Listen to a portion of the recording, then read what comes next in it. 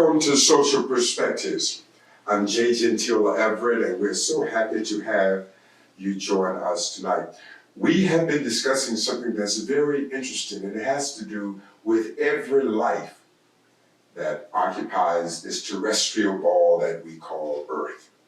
It has to do with, so you believe in God, but do you really? We're going to find out tonight. Stay tuned. We'll be right back. Sometimes God interrupts the normal course of history and gives us leaders whose gifts and insights are used to transform a generation. We have the privilege of presenting such a leader. He is an accomplished jazz musician, best-selling author, entrepreneur, and beloved senior minister of Mill Branch Baptist Church, J.G. Everett Ministries. Our host, Dr. J. GENTILE Everett. Welcome back to Social Perspectives. We have been talking about, one, having a relationship with God, one, believing in God. What is the motive? What is the impetus? What drives us to God? We talked about some of that in our last show.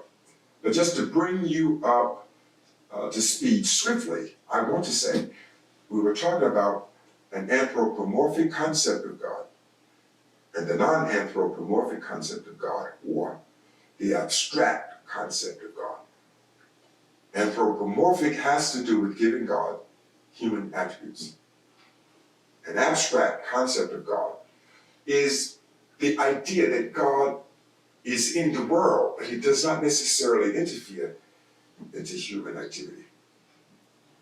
We also try to bring to pass, it is dangerous to have simply a transactional relationship with God.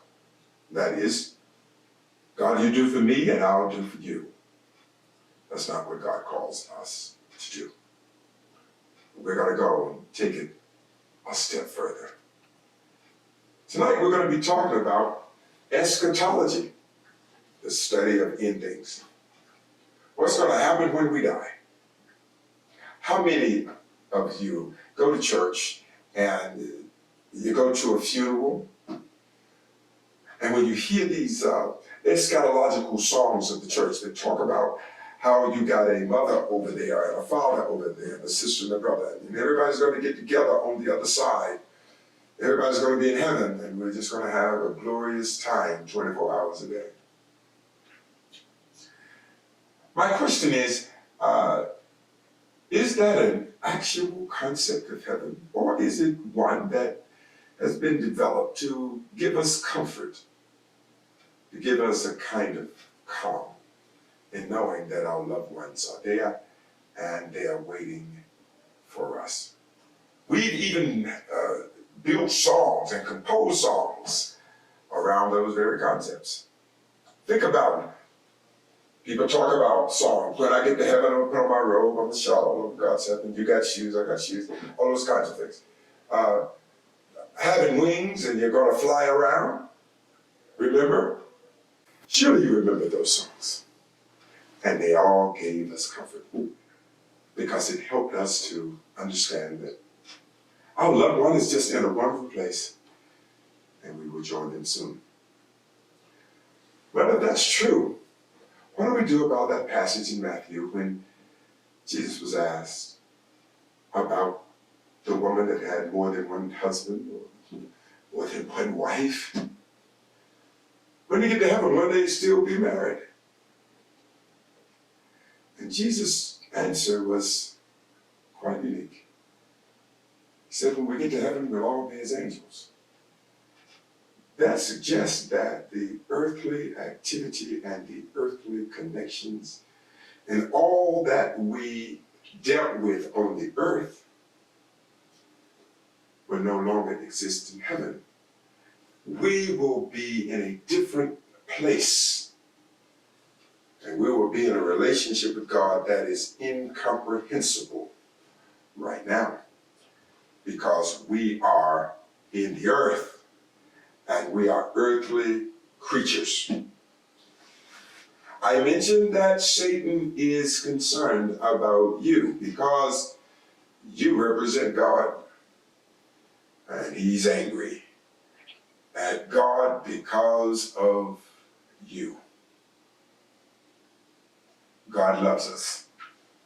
That's why Satan goes after what God loves. If the Satan, first of all, before I say that too much, let me go back and consider this now. The word Satan itself was not even in the Bible until after the Babylonian exile. Now we're talking about 522 BC. Up before that time, there was no mention of Satan. The real question is, where did it come from? What is the truth behind the war in heaven? Did it exist, or did it simply emanate from John Milton's poem called Paradise Lost, where he describes this war in heaven and how Satan got kicked out of heaven, and because he wanted to take over heaven. You all know that story. The word Satan itself is a Persian word which is pronounced Satan, and it did not even enter into the holy canon of God until after the Babylonian exile. Before that time, the Hebrews did not deal with the devil or Satan.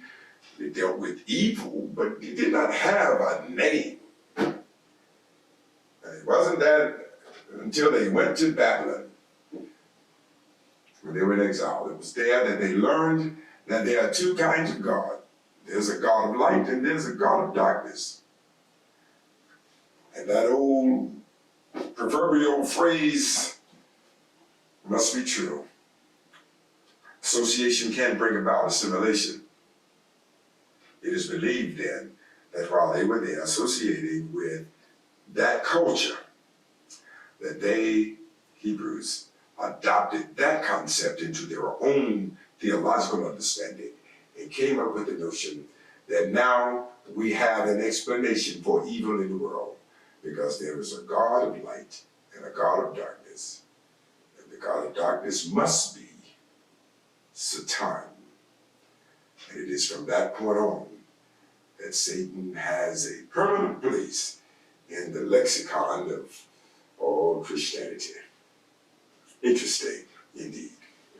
But I hope we will understand that Satan, whether you accept him to be real or not, whether he is something that, or someone you actually believe has power or not, that's clearly a decision that you're going to have to make on your own. And in the solitude of your own relationship with God, you'll be able to make those claims. Because there are those who believe that there's no such thing as Satan, that Satan simply is not real.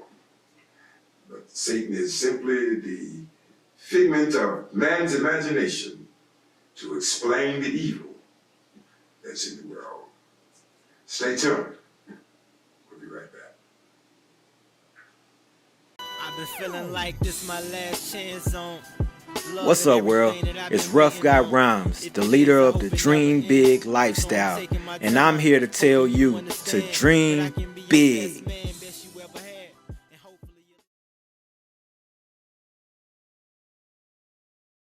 Welcome back to Social Perspectives. We were talking about Satan. Well, if we're going to try to get some idea of from where he came, for a moment, let's go back to the book of Genesis, chapter 1. The book of Genesis starts out, in the beginning, God created the heavens and the earth was without form and void. Now, I want everybody to take a moment and pause there, because let's listen. The first part of the statement suggests that God had created heaven and earth. That we would consider cosmogenesis. And so what that simply means is God is the beginning of the cosmos and the beginning of the world. He shaped it, he made it. Well, if we look at that text carefully, it starts out in the beginning, God created, past tense. Creation had already been done. But then the very next sentence, we read, and the earth was without form. Look at that text carefully. It suggests then that heaven and earth were once created. And then the very next clause, the earth was destroyed, or the earth is without form. There are those who believe that this is what is considered a gap period. Many theologians believe that this is the gap period in cosmogenesis, the beginning of the universe. It is believed by many theologians of great erudition believe that it is at this time that God and Satan had their battle in heaven. And at that time, God kicked him out. And in the process of kicking him out of heaven, God destroyed everything because of this great pollutant, the angel Lucifer. And because of that, God started all over and made another world. Now, that's just one of the ideas that it's an interesting concept. And it's up to you to decide whether or not you want to place that in your own religious cognition. It's certainly a personal decision, but I do want you to know that if we believe that God is responsible, and he is responsible for this cosmogenesis, along with anthropogenesis. Anthropogenesis simply is the creation of man. So if we're going to ascribe the creation of the universe and man to God, which I think we should do, because I certainly believe that, what do we do with Satan? You see, we were talking in the last show about a concept, which was conceptual tension. Now, this is what's amazing about that. If we're going to believe that Satan and God had this tremendous war in heaven, and Satan wanted to overthrow God, and of course, God being all-powerful, threw him out and cast him into this lake of fire beneath the earth where he would reside forever. If that's what we are going to include in our own theological understanding of our lives, both from an existential standpoint and from an eschatological one, if we're going to embrace that, that's good. It's okay for you to do that. But I hope that we understand there's some conceptual tensions at work here. Ask yourself the question, would God have wanted a war in heaven? Would that have been something God would have wanted to happen? Just based on what you know of God. You see, if God is omniscient and he knows everything, that means then he would have known that Satan or Lucifer was not going to be content being just some beautiful angel. He would have known that Satan or Lucifer, whatever you want to call him, was going to want to be him and overthrow him. What do you think about that? Where are you going to put it? See, if you say that there's a war, this war in heaven happened and God kicked Satan out, it's okay if that's what you embrace. And I would never tell you that it is not true. But I do want you to know that we're talking about religion and we're talking about God. One thing that I do know, stay away from as many absolutes as you can, because God's ways are not our ways. His faults are not our faults. I mean, we cannot pin God down. We cannot just arbitrarily say God is going to do this and God is going to do that. Because God is an ontological triune, and he can do whatever he wants to do. And it does not have to offer any of us any explanations for why he does what he does. So I just want us to know, if we are going to embrace the war, just understand, just ask the question, why would God go through all of that trouble of building a world, building heaven, forming it, giving it purpose when he knew there was going to be a war that was going to erupt in heaven. Ergo, he was going to have to destroy all of his wonderful craftsmanship and start over. Just something to think about. And I hope you will think about that. But please be reminded of this. Whether you believe in the gap theory or not, whether you believe that there is a war in heaven or not, one thing that is for certain, God is God, and he's responsible for all that is. Now, how we internalize why God lets this happen, why God doesn't do something about this, that, or other, we will have those questions, those philosophical questions, those existential philosophical questions we're going to have for all of humanity. As long as humanity is here, they'll be asking those questions. And there are no concrete answers to those questions. We don't know why God allows suffering. We do not know why God permits murder. We do not know why certain things go on in our world that's unfair. We do not understand all why African Americans had to be the ones that were the slaves, or the ones discriminated against. We won't know all of those answers. But one thing that is for sure, God has those answers. And some things come with fasting and praying, and some things take time for us to receive that revelation. Stay tuned. We'll be right back.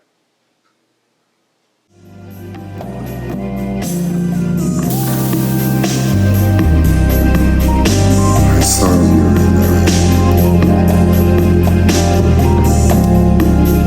I didn't even know your name.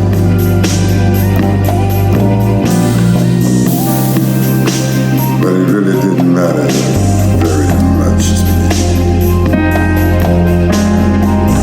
I knew that I just love you.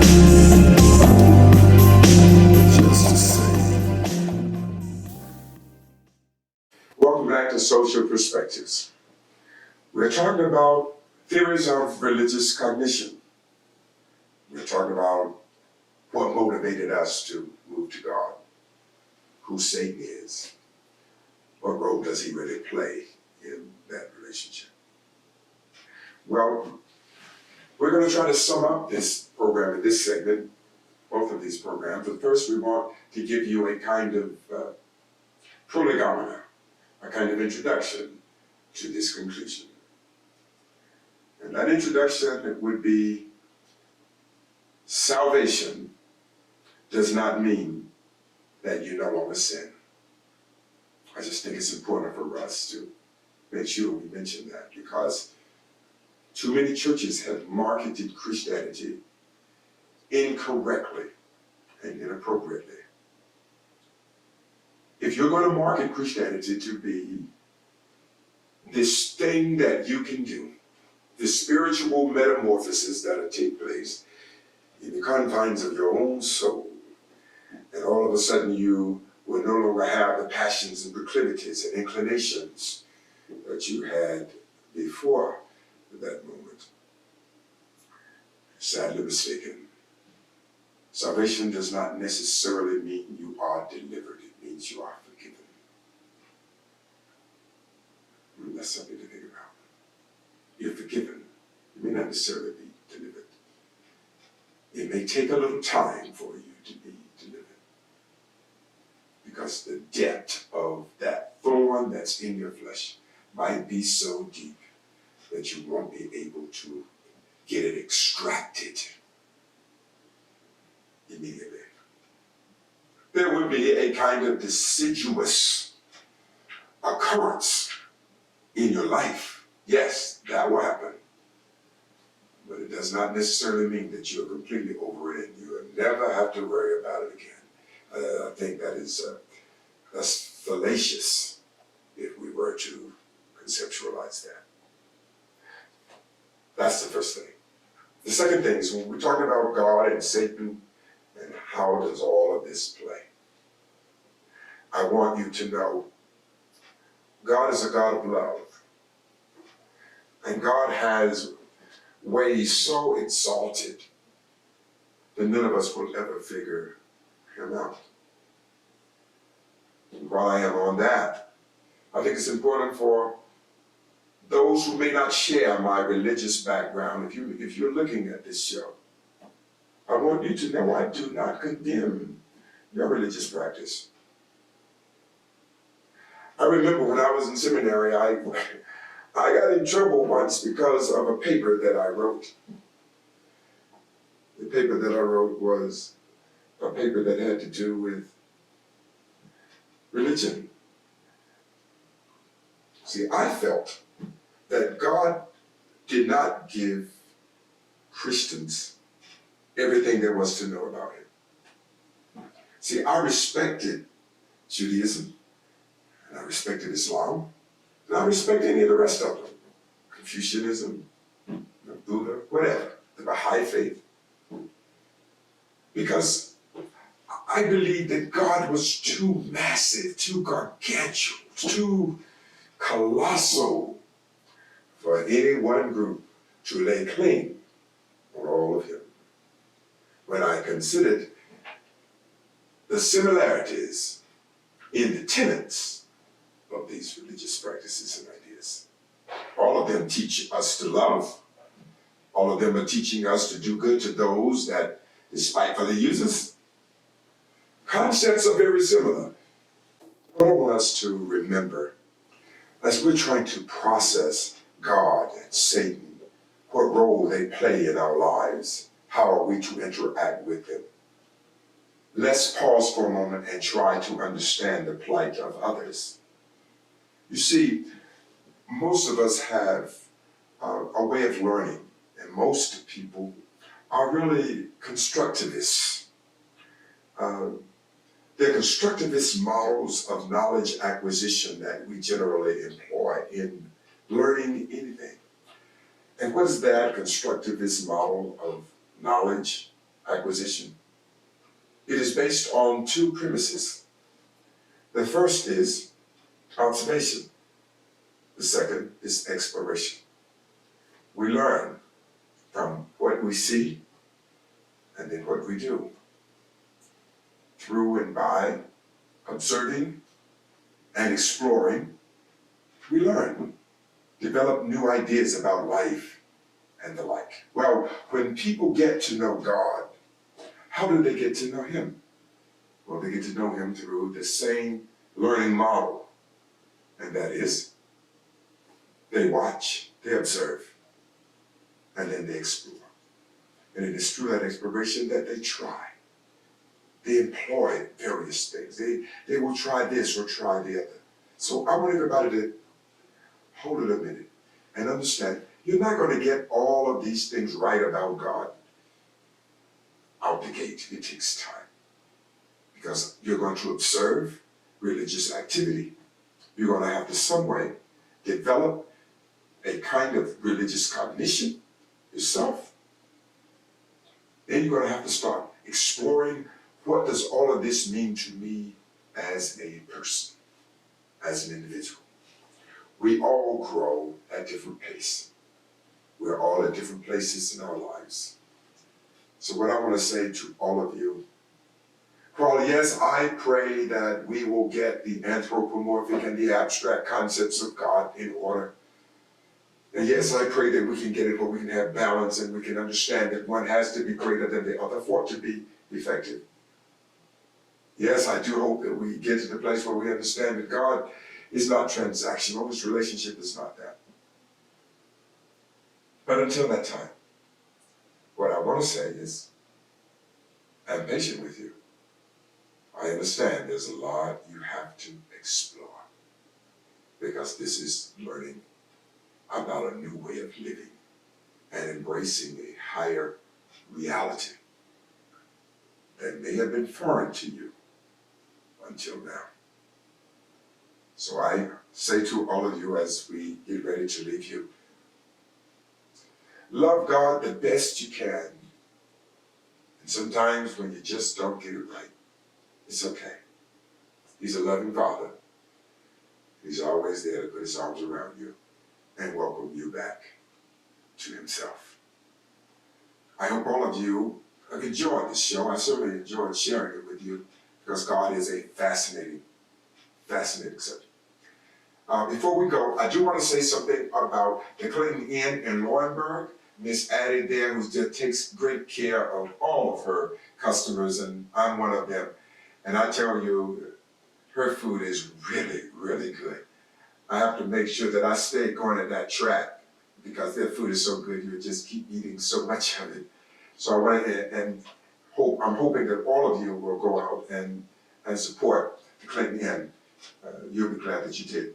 Also, please, all of your automotive needs in Scotland County, go see Lee Howell at Scotland Motors. Great guy, and he has many, many programs that can suit your budget and your needs. Let us also remember the Fish House in Fairmont.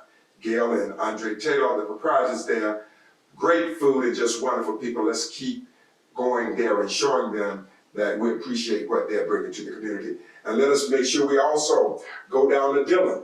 They're McKellar Check Cashing Company. See Miss Pat there. She's the salt of the earth. They don't come any better. Make sure you go and support that cause as well. Lastly, if you're going north and you want some really good fish, go see Danny Hayes at the House of Fish in Aberdeen. My brother got it going on there, and I really, really enjoy each and every time I step foot in his place. God bless you. We'll see you the next time on Social Perspectives.